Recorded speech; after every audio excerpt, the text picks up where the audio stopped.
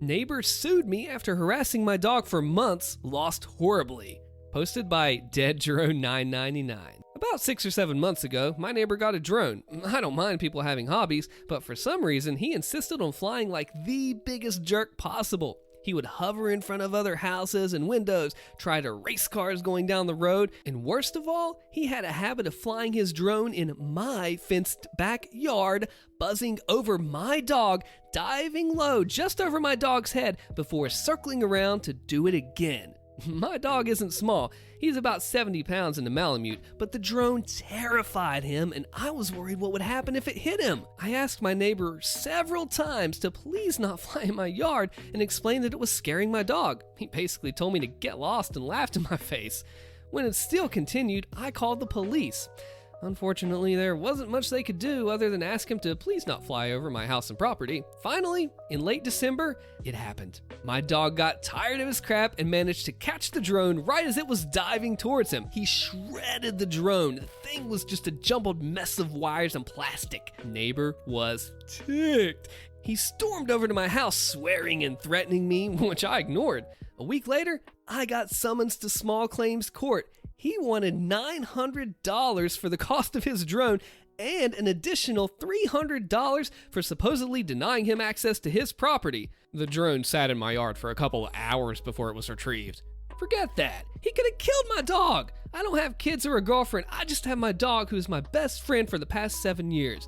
That dog has moved with me 3 times, was there when I graduated college, saw me buy my first house and my first new car. I love my dog. I went to legal advice, got some great help from them. Turns out, him suing me was the best thing to ever happen. When we got to small claims court, the judge basically laughed away his claims that I had intentionally trained my dog to attack his drone. But little did he know, I was prepared. I had dozens of photos of my yard showing that it was impossible for him to accidentally fly that low to my dog, videos of him harassing my dog in the past, and I had saved all my medical bills from taking my dog to the vet. $700 for an x-ray? Check. Another $250 to sedate him during? Why not? Don't want him being uncomfortable. And a full dental exam with a tooth cleaning and repair? $400. Then there was the cost of the anti-anxiety meds and the secondary checkup, wet food for a week in case his teeth were hurt, and extra just for good measure. In the end, the a-hole ended up owing me almost $2,000 and now is being investigated by the FAA for not having a registered drone and violating several FAA regulations concerning drone flight, too near an airport, too close to other people, out of sight of operator, and way above the maximum altitude. Enjoy never being able to fly drones again, jerk. Want me to unload my own trailer? Okay, I needed a vacation anyway. Posted by Arrow the Observer. So I was a trucker for a while, and that comes with plenty of stories of crazy things in so many places. One of my favorite stories, however, comes from a piece of malicious compliance that came together just perfectly. The setup. I tend to be a bit on the lazy side when I can get away with it, and I searched for quite some time to find a company that would keep me far away from unloading the trailers myself. I found a good one that had a 95% drop and hook rate, which is where you drop off a trailer full of goods and then grab a new one that's either loaded or to take to the next pickup. 4.9% of them are either handled by the receiving dock or by lumpers, which are dock workers hired by the warehouse companies specifically to unload trucks. That 0.1% is a list of places that just want to watch you work or be convinced that you really shouldn't operate their lifts. In my contract, I saw that there was a place where your hourly rate for unloading was stated, not for the hours that you were sitting and waiting to be unloaded, but for when you were the one unloading your own trailer. So I also saw that the contract allowed for alterations to be made to the price of this service to be charged to the customer. As a joke, I put in not one, but 2 extra zeros. $1,500 an hour for unloading a trailer? That should deter most people. Most people saw that, got a good laugh, and then pulled in someone to unload for me. The event. Most people, like I said, were smart. This run was set to arrive at 3 o'clock to a certain clothing store in the mall. Let's call him IB Nickeled. I'd been to the store a few times before, and it was always the same manager, Mr. Dime, receiving me, and it was always the same runaround. If I wanted to get unloaded, I had to wait for someone to get there, and then I'd have to sit and wait while the poor kid back there got the load off, and then I'd have to wait for traffic to ease up to get out since it was always almost 10:30 by the time I finally left, leaving me with only a couple of hours left on my clock to get to a truck stop for the day. I got there and yep, Mr. Dime had come in to accept the load. It was always hard to be smart at 3 o'clock, and I can only imagine that was part of Mr. Dime's usual runaround. This time was a bit different for a few reasons. One, he smelled like there was a bit of an herbal calming remedy about him to settle his nerves for the night. Two, he said that he was completely understaffed and there was no one around to unload me, so I'd have to do it myself. 3, I couldn't stay to my usual time because he had to leave before 5 o'clock.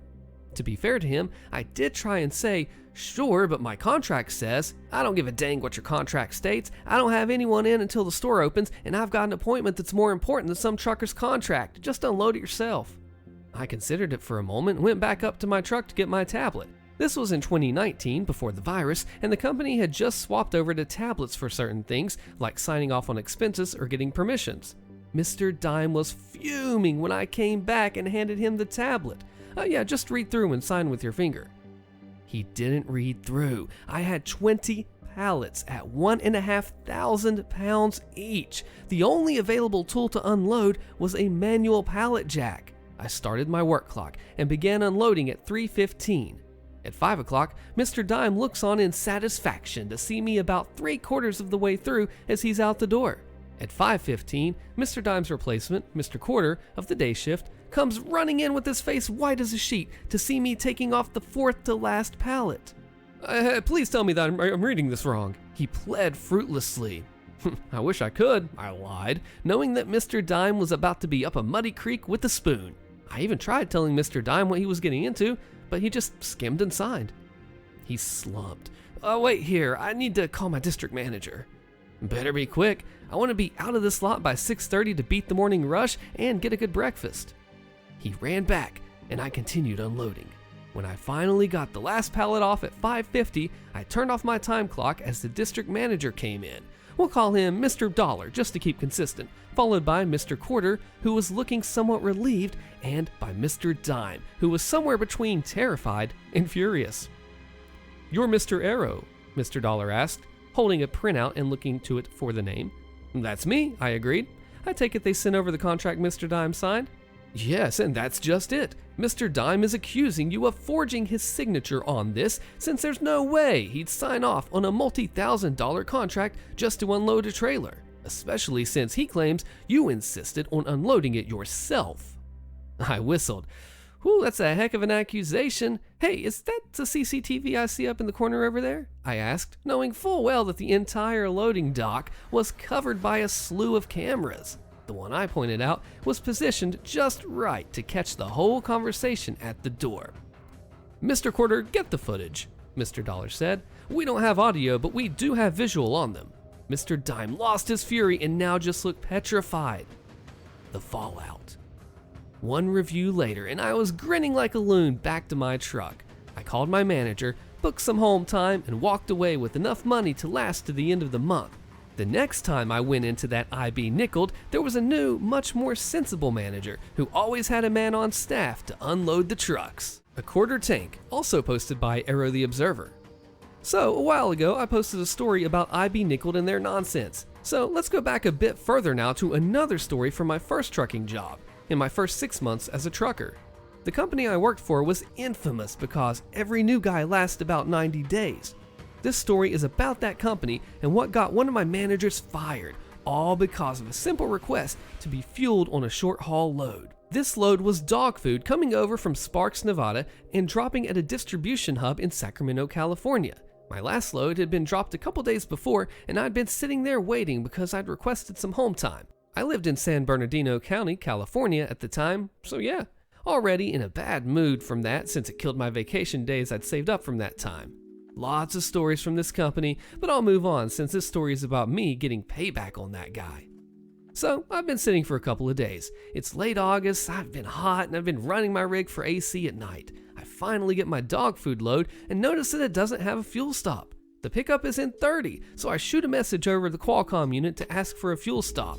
Due to this being a short-haul load under 200 miles, you will not be assigned fuel for this load. Cool. My gauge is on a quarter tank, but I'm sure they know that, right? I shoot them that info just to be sure and get no response while I'm picking up my load and getting ready to leave. Finally, I call my manager. Note that it's been around 10 years since then, so apologies for not having the conversation perfectly memorized. Oh, hey boss, you know I'm heading into Cali, right? I asked. I just need a fuel solution. You're good, dude. Just get this load done and we can get you fuel. He was, annoyingly as ever, ignoring my concerns. That's just it. I'm in Nevada at the moment, and as soon as I get to California, the price will jump. I tried explaining. It's only $2.50 over here, but my uncle said it was nearly $5 in Sacramento right now. You just get rolling. I'll figure something out if it's really bad. Well, I tried, and I was feeling particularly mad after the fiasco with my home days. So I set off, doing some mental math. I was loaded pretty heavy and going over one of the more annoying passes in the US. If you've done Donner, you know. I get up to the top of the pass just fine, still a bit over 1/8 tank left. 200 gallons worth of tank, so about 20 gallons, at an expected 9 miles to the gallon on the downhill with Jake's at full. Let's do this. Sure enough, I roll down the mountain with just enough gas to get me to my drop on Sacramento's harbor, then have down to the yard just enough gas to get to the 49er truck stop, the only spot my company had for fuel at the time in the area. My engine cuts in and out as I pull into the island. My manager is on for another 5 minutes or so I give him a call. Hey, I just got to the truck stop and my rig is running on fumes. Can I get some fuel? He was rushed and annoyed since he wanted to get home, just like I wanted to at this point. I still didn't expect what I got. Yeah, just fill up. You're authorized for 220 gallons, so you can get the reefer too if you have a trailer. And with that, he hung up. For those who don't know, August 2012 saw prices through most of California going back up to just over $4 a gallon. The 49er, who had somewhat of a monopoly because they were absolutely massive and the only major brand out there from what I knew at the time, were charging $6.50 or so per gallon. I'd just been given carte blanche for a full tank. I still remember the gallons and the price readout. 203.89 gallons at $1,309.55. Yep, $1,300 on a fill-up that normally costs about $400 on the extreme high end in the rest of the country. I went to bed knowing there would be a storm of epic proportions the next day. I was 21, annoyed, and fully willing to roll with whatever was coming because I was spiteful. Sure enough, I got a call from the night manager before the sun even came up. Arrow, what the frick is this fuel bill? Pull the Qualcomm messages in the call log from last night, I replied before hanging up and falling back asleep. When the sun was up, I had a message on my Qualcomm from my manager's manager, along with a new route directly to my home terminal. My manager had been fired, and they wanted to see me in person to figure out just what was going on. I got there, and after a couple of meetings, they gave me a week off and transferred me to relief and recovery. I have some horror stories from that, but those are for another time. For that day, I had just won against the single most annoying boss I'd ever known and had finally gotten myself a bit of time with my parents and brother, which was good enough for me. Hey, you're just doing your job, you need the gas to do that job, he tells you what to get when you get it, you try to help, he doesn't listen, you're doing it malicious compliantly. One by one, posted by the portable door.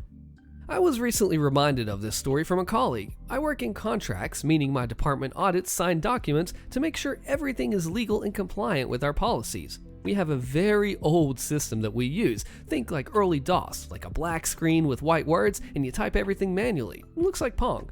So typically what happens is I would get a contract for specific mechanical equipment and I would review to make sure it's possible in a physical sense and that the finances also make sense. Occasionally, we'll encounter a situation where we need to update our system to allow a contract to go through. This would be if we sold an older equipment that we no longer build but had a few spares lying around. Or if a client bought our equipment from a third-party provider but wants us to service it since we're the official company that makes this stuff.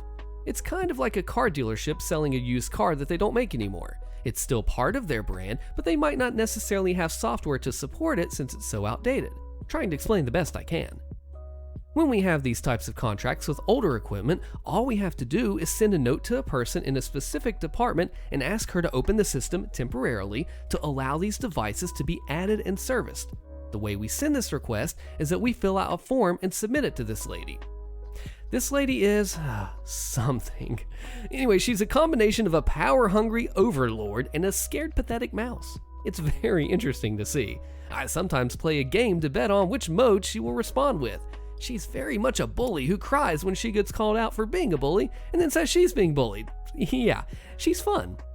So anyways, one day I received 85 new contracts, same client, all for used equipment that we don't make anymore and have not for years. Someone found a whole bunch of them for dirt cheap and bought them and now want us to service them. Cool, good find, Mr. Client. We'll be happy to help. Typically, you submit one request form per device. Filling out the form is a bit of a pain because it's a very manual process and a bit time-consuming. I like to be efficient and make life easier, so I did some reviewing and noticed that there are really only like 5 models of machines. 85 different serial numbers, but only 5 types. So I sent off a quick email saying the following. Hi lady, not her name, but I'm calling her that here. Hey, I have a whole bunch of machines to add to the system, but I don't want to submit 85 different tickets to you. I checked and saw there's only 5 model types. Can I send you the request in batches by model? Might make our lives a bit easier than going one by one. Now, this lady is notorious for sticking to the rules. I don't usually mind because rules exist for a reason. However, they were also created by people and therefore can be changed by people. In this instance, I was hoping lady would understand that I'm trying to save us both some time. Nope. Her response was, "It is unacceptable that you think you have the right to change the way we do things, especially that you don't even work in my department and have no concept of what it is that I do. We do not work however we want. We have procedures to follow, and if you are unfamiliar with these procedures, then it is clear to me that you need training. A new level of which has been achieved.